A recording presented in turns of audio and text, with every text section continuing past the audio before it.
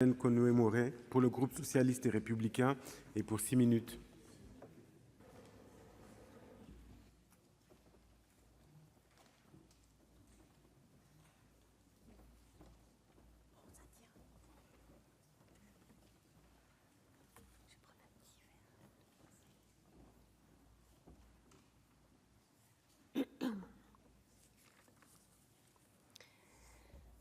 Monsieur le Président, Monsieur le Ministre, Monsieur le Président de la Commission, Messieurs les rapporteurs, mes chers collègues, Monsieur le Ministre, vous êtes à la tête d'un grand et beau ministère qui mériterait d'être au cœur de l'État parce qu'il est d'abord le ministère de la paix, comme le rappelait le président Cambon.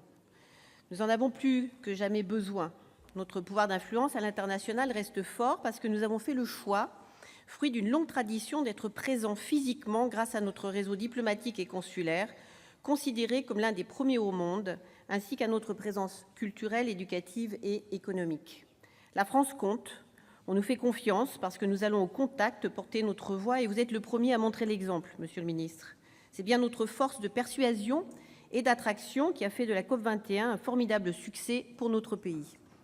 Pourtant, notre diplomatie souffre d'une vision obsolète du rôle de l'ambassadeur qui se traduit par des choix budgétaires qui ne sont guère en faveur du Quai d'Orsay, traité depuis longtemps par le ministère des Finances comme une véritable variable d'ajustement.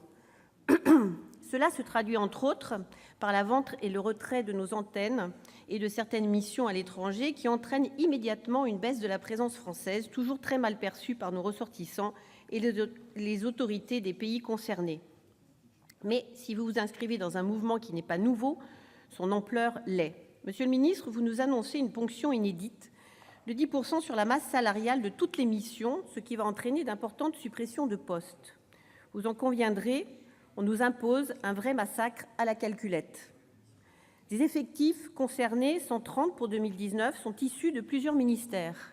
Néanmoins, 6 de vos collègues au gouvernement, et pas des moindres, les ministres de l'Action et des Comptes publics, de l'Économie et des Finances, de l'Agriculture, des Armées, de l'Intérieur et de la Transition écologique, ont d'ores et déjà annoncé qu'ils refusaient de se laisser imposer de futures suppressions de postes internationaux par votre ministère. Allez-vous être forcés de concentrer ces économies sur le seul Quai d'Orsay ? Alors, si vous deviez supporter majoritairement les suppressions demandées, elles entraîneraient indéniablement la fermeture de nombreuses ambassades et consulats et mettraient fin d'un coup à ce que nous avons laborieusement construit depuis longtemps. Cela nous amènerait également à entamer de longues négociations pour payer des primes de licenciement à des personnels recrutés localement qui ont souvent fait toute leur carrière au service de la France. Les économies réalisées risquent fort de nous coûter très cher dans le long terme. L'image de la France sera également ternie. Dans ce contexte, Monsieur le Ministre, pourriez-vous nous préciser les intentions du ministère de l'Europe et des Affaires étrangères quant à cette politique de suppression de postes ?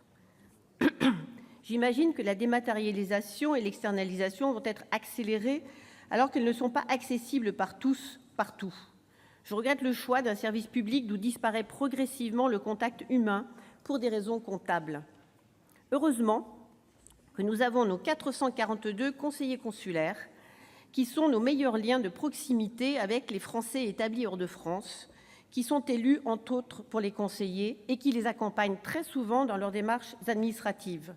Il semblerait que nous aurons de plus en plus besoin de ces femmes et de ces hommes, élus locaux et indispensables au maintien d'un lien social essentiel dans nos communautés. Dans cette discussion générale, je voudrais maintenant aborder l'enseignement français. Nous avons 497 établissements implantés dans 197 pays, gérés par l'Agence de l'enseignement français à l'étranger. 350 000 élèves y sont scolarisés avec une augmentation de 2% par an de ces effectifs. Après l'annulation de 33 millions d'euros des crédits de l'AEFE en 2017, le taux de participation financière complémentaire versé par les établissements conventionnés est passé de 6 à 9 points en 2018 pour compenser cette baisse. Ce sont les familles qui ont été mises à contribution avec une augmentation des frais de scolarité.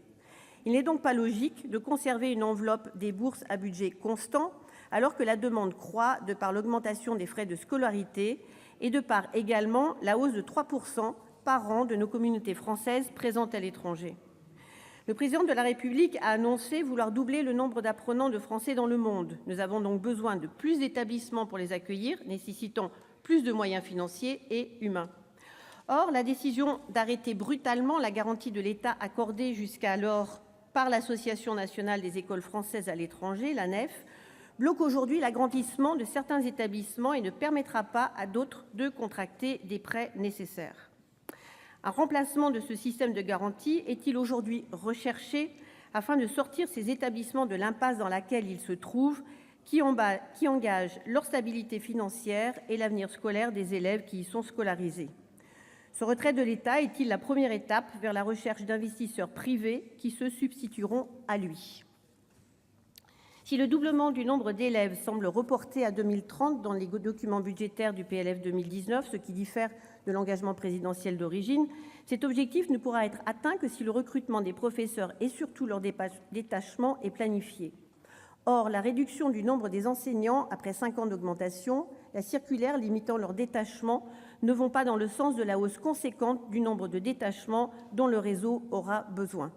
Sans compter les postes nécessaires au réseau de la Mission laïque française, conseiller culturel, directeur d'Alliance française et d'Institut français.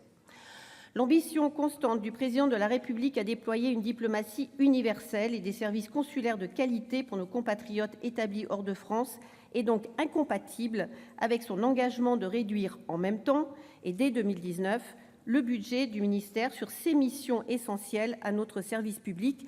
C'est l'image et le rayonnement de la France qui sont en jeu partout dans le monde. Je vous remercie. Merci, chers collègues. La parole est à